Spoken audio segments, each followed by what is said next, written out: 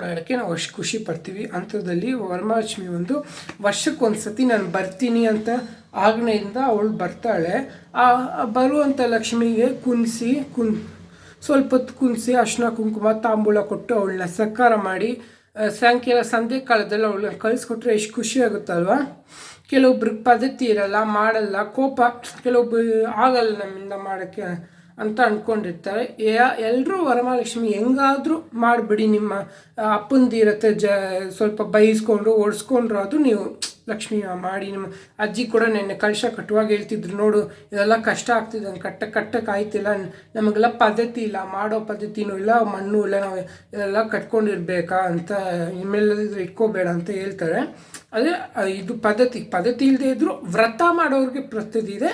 ನೀವು ಸುಮ್ಮನೆ ಸಿಂಪಲಾಗಿ ಈ ಥರ ಕಳಶ ಮಾಡಿ, ಈ ಥರ ರಂಗೋಲಿ ಕೂಡ ತುಂಬ ಏನೋ ಇರಬೇಕು, ತುಂಬ ದೀಪ ಹಚ್ಬೇಕಂತ ಏನಿಲ್ಲ.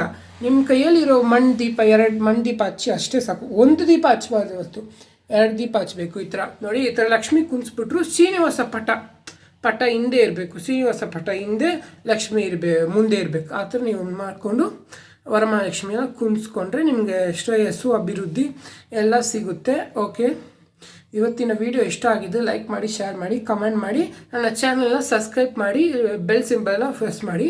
ನನಗೆ ಸ್ವಲ್ಪ ನಾನು ತಿಳಿದಿದ್ದನ್ನ ನಿಮಗೆಲ್ಲ ಶೇರ್ ಮಾಡ್ಕೊತಿದ್ದೀನಿ.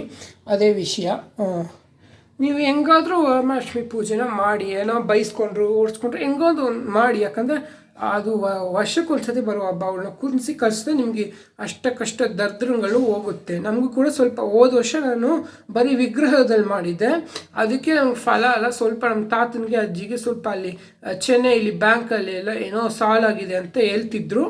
ಆ ಥರ ಆಗುತ್ತೆ, ನಿಮ್ಗೆ ಏನಾದರೂ ಒಳ್ಳೆಯದಾಗುತ್ತೆ, ಶ್ರೇಯಸ್ಸು ಅಭಿವೃದ್ಧಿ ಆಗುತ್ತೆ. ಏನು ಭಕ್ತಿಯಿಂದ ಪೂಜೆ